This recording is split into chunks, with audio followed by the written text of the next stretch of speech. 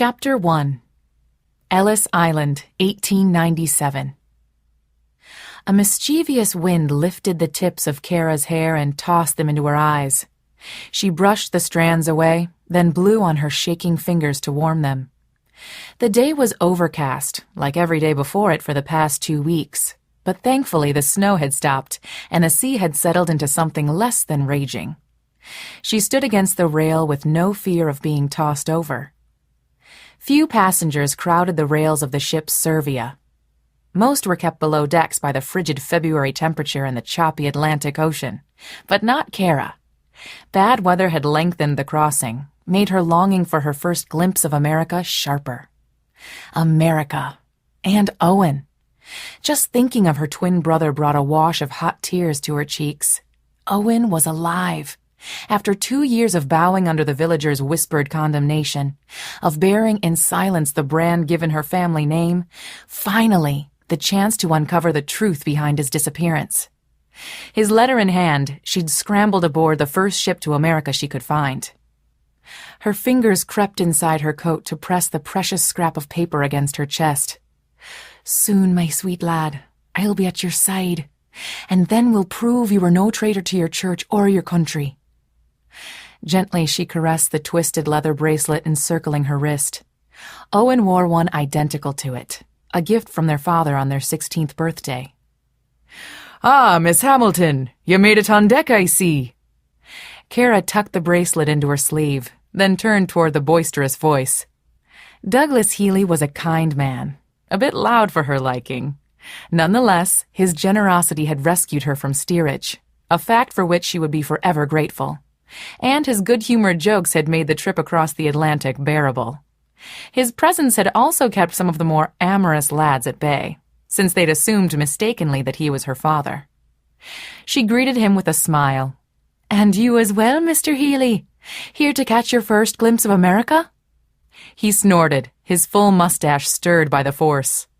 "I've seen it before. This is my 4th crossing. Business, you know."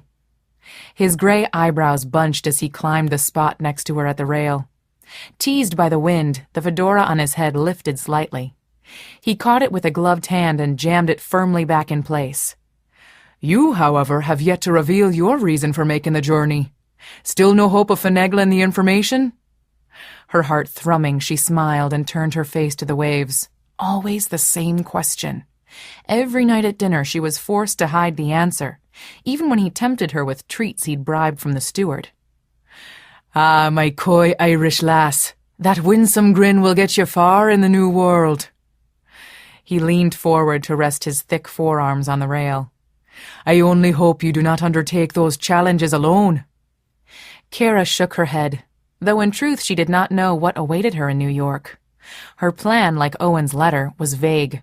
Find her brother, force him to tell her what he'd done, and then convince him to return home. "I have kin in America. I hope to reunite with them when I arrive." He clucked his tongue and dipped his head to peer at her over his spectacles. "The city is quite a large place for a mere hope." "But 'tis more than I had a few weeks ago," she whispered, pressing her hand against the letter at her chest. A stiff breeze tore at her words and carried them away. "I'm sorry?" Mr. Healy bent his ear toward her, out of the wind. She cupped her hand around her mouth. "I said I'll be fine. Do not worry yourself, Mr. Healy." He gave a satisfied nod and straightened. "All right, then. Still, you might be able to use this." He removed a piece of paper from a pocket of his woolen overcoat. "An old friend of mine runs a boarding house near Battery Park on Ashbury Street. Amelia Matheson is her name. I've listed the address there in case you need a place to stay." When she lifted her brows, he added, "Until your relatives arrive, or until I can check on you, see how you be faring." Cara accepted the piece of paper and studied the unfamiliar handwriting. When she looked up, Mr. Healy watched her, his kind gaze dark with concern. She patted his hand, warmed by the compassion on the elderly gentleman's face. A bright sheen filmed his pale blue eyes. "I had a daughter once, not quite your age. Did I tell you?" She shook her head, surprised by the waver in his voice. Not since stepping foot on board the Servia in Liverpool had she seen Mr. Healy without a smile creasing his wrinkled face. "What happened to her?" A deep sigh seemed to rumble from the depths of his soul. He cast his gaze upon the sea, a vacant look in his eyes that said his thoughts too had gone adrift. "She was only 17, and oh so beautiful. She had red hair like her mother. And you." The wind snatched Cara's hair again, sending coiled strands spiraling into the air. She caught them with one hand and jammed the tangled curls into the collar of her coat. Mr. Healy watched, a sad smile curving his lips. "Olivia used to do that same thing just so." A flock of seagulls circled overhead, their mournful cries providing a fitting backdrop to the sorrow with which he spoke. She slid her hands into the pockets of her coat. "Olivia, that was her name." He nodded. "After her mother." A lump formed in Cara's throat. She too had been named after her mother, and she felt a strange affinity for this lass whose story mirrored hers. How did she die? Surprise flitted across Mr. Healy's face and as quickly disappeared. "Ah, 'tis a tragic tale, that. One I'll not trouble you with today." He mimicked her brogue in a gentle way that inspired no ire and turned toward the rail, his finger jutting out over the edge of the ship. "Look there, do you see?" Her hand shading her eyes, Cara squinted toward the horizon, where a strange gray haze dipped in and out of the waves. "What is it?"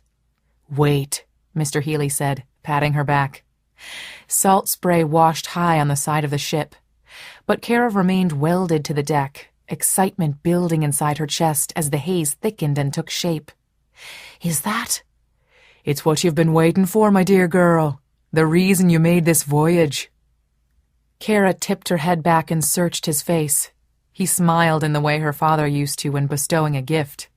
Faster and faster her heart raced, until the pulse pounding in her ears drowned out the roar of the ship's steam engines.